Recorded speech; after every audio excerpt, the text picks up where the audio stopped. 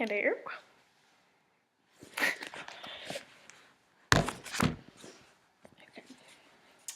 Hi, my name is Katarina Moeller, and I'm going to talk a little bit today about the problems and solutions of global warming. So, unfortunately, this problem is not an easy one. Otherwise, of course, it would have been solved by now. Also, if it weren't easy or controversial, it wouldn't be an interesting topic to research. So, as I began researching this topic, I found out that a lot of scientists agree that global warming / climate change is happening. However, they don't agree on why it's happening. A lot of scientists say it's because of humans, starting with the Industrial Revolution, while other scientists say that it's natural since the Earth has had climate changes in the past. Now, as for solutions, a lot of scientists also don't agree on this. Most solutions are quite radical, down to geoengineering and putting sulfur into the atmosphere, also to doing absolutely nothing and claiming that the Earth will figure it out on its own. So with this speech, I want to talk a little bit about my knowledge of climate change that I've learned here at Texas A&M and go off of that. So one paper that made a lot of sense to me was called A Political Theology of Climate Change by Michael Norcat. And he said that basically the reason climate change hasn't been resolved yet is because humans are resistant to change. They're naturally resistant to give up what they have. There's actually a quote from George H.W. Bush at the Earth Summit in Rio de Janeiro a few years back, or a long time ago, that he said, "The American way of life is not up for discussion, period." So I think the ideas like that are why we are so stubborn and why it's so hard to change our attitudes about climate change. So as Americans and as people with a pretty good lifestyle, I think we're very stubborn into changing our ways or giving up things in order to make the Earth a better place. So in this speech, I wanted to just furthermore discuss some of the problems and solutions of this climate change. So just a short, quick background about climate change. I know I talked about it earlier, but climate change has happened in the Earth's history before. We have gone through many climate changes. However, they've been a lot less extreme and a lot more gradual. This one is happening very, very quickly, and we've already surpassed one of the highest climate changes in history. So some of the problems, of course, that climate change is causing, the main one that everyone thinks about is the ice caps melting and polar bears not having a home.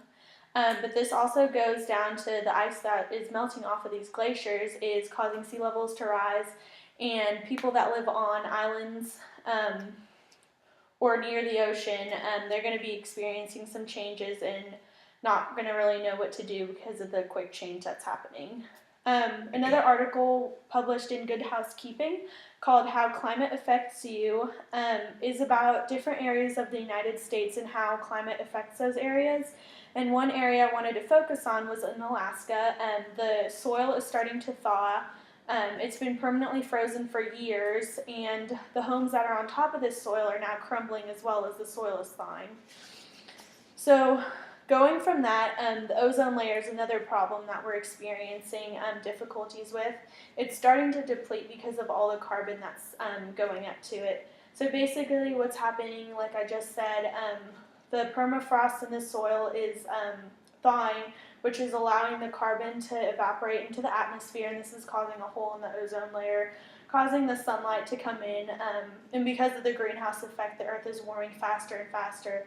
It's a vicious cycle because there's no way to really turn it around.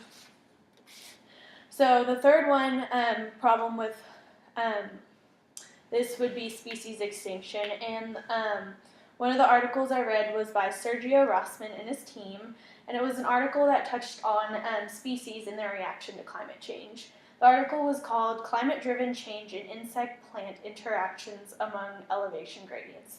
And basically he was describing how a lot of plants are sessile, meaning they can't move and they're stuck in place, while animals can. So the interaction between the animals and plants that interacted the gap is becoming a lot greater.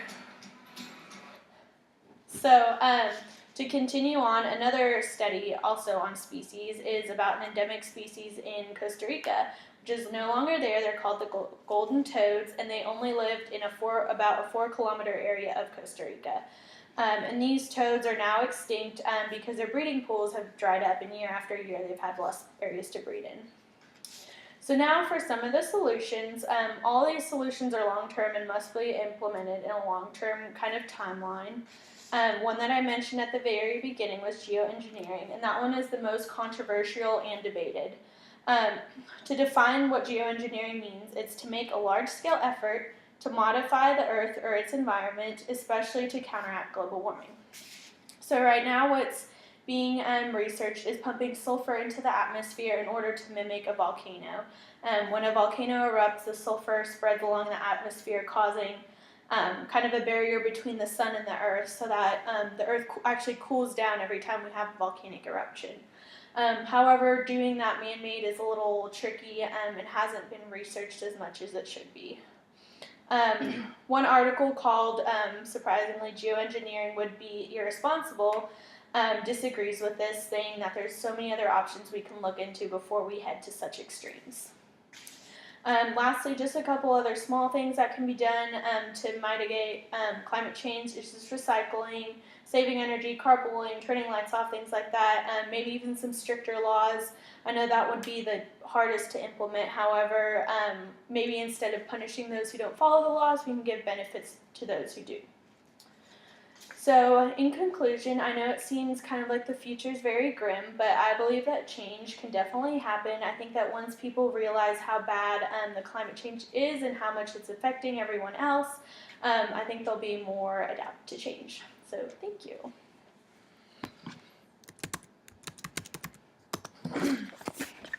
And there.